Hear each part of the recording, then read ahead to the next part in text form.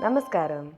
Actually, for a long time, even I didn't understand why people do puja every day. With so many things going on in life, is this also really needed?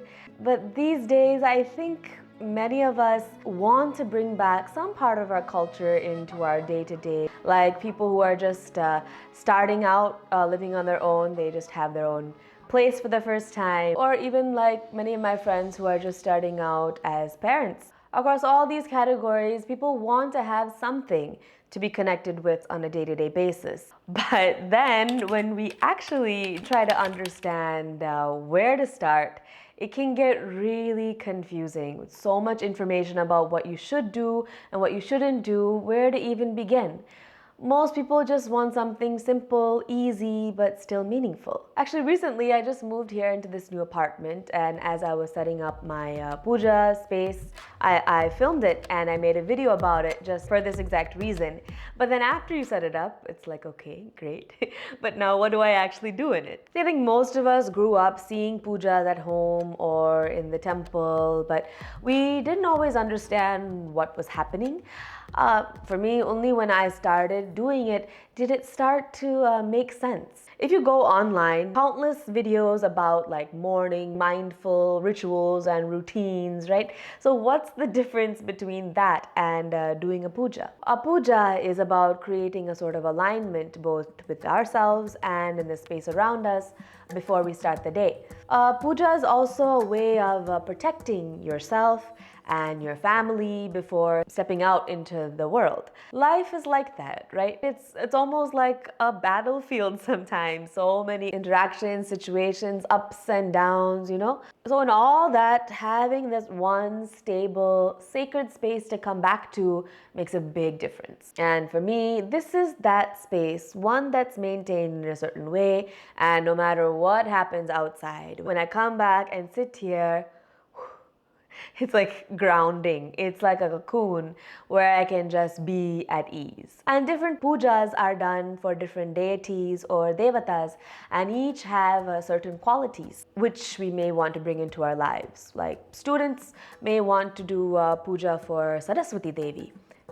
Because she's the goddess of knowledge, and people who are trying to provide for a family will want to invoke Lakshmi Devi because she's the goddess of wealth and abundance. But before any of these, the first puja that we are supposed to do is to Ganesha, and it's actually a great starting point for anyone because Ganesha removes obstacles, and I think we all could use a little bit of that in our lives. So I've seen pujas done in many ways, to a yantra or to a murti or to a deity or a photo of a murti or even just to the flame of a lamp. Personally, I chose a combination of all of them.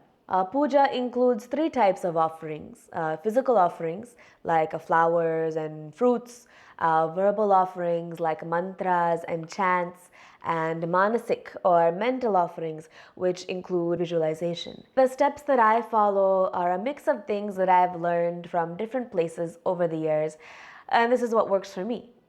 So we start by cleansing ourselves, taking a shower or a bath, and then it's a good idea to wear something loose fitting and natural fabric because natural fabric is said to support our energy system, our prana. And just a few years ago, I actually switched completely from all my synthetic clothing. I switched to mostly cotton, and that's actually been great. There's also this aspect that unstitched clothing allows the prana to flow freely through the body, whereas the tight or synthetic clothes block the flow. So yes, unfortunately, those Lululemon leggings are not the ideal yoga wear. That's why the sari or the dhoti, the munda, those were traditionally worn, not just because they're beautiful, but also because they allow the body to breathe freely. So I like to wear them too, maybe on Fridays or special occasions when time allows. Then we light the lamp. We're inviting the akasha, the ether element, into the space. And then I do a few rounds of Nadi Shodhana, like alternate nostril breathing, just to bring balance because I'm usually juggling a dozen things in the morning before I sit down for puja. So that little bit helps to like center me before I actually do the puja. There's also something really beautiful in our culture called Sankalpa. Sankalpa is basically a clear, conscious intention, but it's made in a sacred, focused state of mind. See, everything that we're doing in life, we do it hoping for a positive outcome, right? So it starts from an intent in our mind, but how we create that intention matters. That's why a space and a method like puja is so significant. When our environment is energized, our mind is centered, our intention gains power, and that's how manifestation works. That's why like vision boards and the whole manifestation, how to do manifestation, the techniques are so popular now. It's like a whole industry. I don't want to comment about that, but it's become so popular because people know that intention works. But Sankalpa goes even deeper.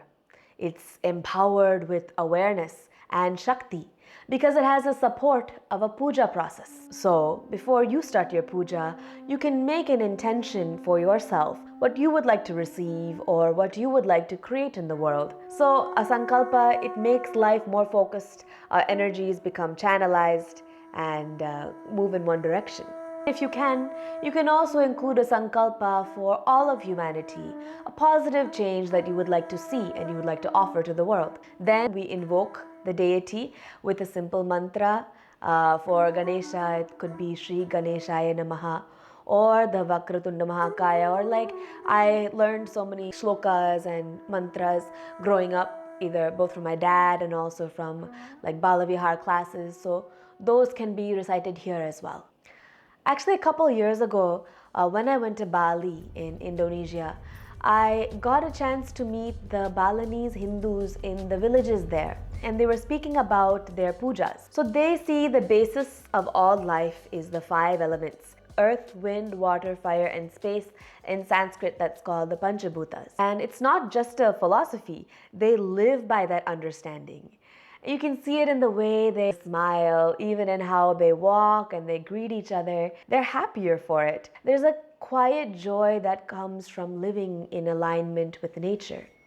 And the rituals, they're so graceful. I was like taken back to the world that was untouched by colonization, imposed faiths, that indigenous world that was living in tune with nature, with life. Watching them that day, I realized they understand something that we mostly forget, that we're not something separate from these 5 elements. We are those elements.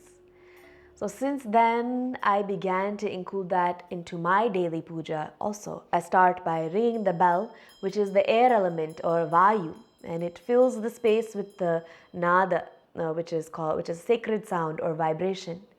Then I offer the incense or the agarbatti, which is also the air. It has this fragrance, it purifies the air. Then I offer flowers and fruits or any food called Naivedyam. That is the earth, it's Prithvi, the abundance of the earth and our gratitude for it. Then the water. Water is for cleansing. It is the flow of the water tattva, the quality of the water. And then finally, the flame of the arati, and that is the fire element, which is Agni. Agni is all about transformation and light. So through these acts, we are offering the 5 elements themselves or returning them back to their source. So doing a puja helps to keep these 5 elements balanced within our systems and all around us. Later, I have found out that this offering of 5 elements is known as the Panchopachara. So this basic puja can take around 10 minutes or even longer if you wish. Many people also do mantra chanting or japa after that. Then I usually sit with eyes closed quietly for a few minutes. Sometimes if I feel like it, I sing a small song or a bhajan. But there's actually no rule book for those things. It's just whatever comes naturally from our heart. Actually, I realized this in a very unexpected place. Last year, we were traveling through Andhra Pradesh, all through those bumpy back roads in a van. We were spending time in the rural areas. These are the places where the practices of the ancient Indian culture are still very much alive. As we were going through the villages, in each village, as the sun would begin to set, women would gather at the local temples. Just outside the temple, they'd make a quick kolam, they'd light a maavalaka, which is like a rice flower lamp, and then offer flowers. Sometimes they would sing softly. The whole thing took them maybe 15 minutes. This was the Kartika month. This is when the evening they do this lamp lighting traditionally. And there was such a pleasantness in the air, with all the lamps flickering, voices chanting or singing. So I wanted to share this because these women may not know like elaborate Sanskrit mantras or have read the scriptures or anything like that. They were just doing what they saw their mothers and their grandmothers doing for generations with this sincerity. That just created such a wonderful atmosphere. So that's when I realized our culture, it was never about perfection. I think perfection is more a modern problem. Like in nature, there's no idea of perfection, right? So in our indigenous cultures also, it's never about perfection. So if we get caught up in all the technicalities of it, then it becomes like an endless rabbit hole, and I don't think that's the point.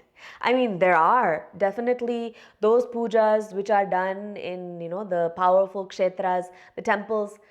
They require extreme dedication to like the technical aspects, and the people who do that are trained from a very young age for years and years and years to do that. But the daily puja that you and I do, I mean, unless there's a specific requirement in the family lineage, but I just started with the simple puja. And I think that once that intent and that doing a puja daily begins, the path forward unfolds on its own. At least that's been my experience. I hope your journey into the world of pujas is as beautiful as it's been for me.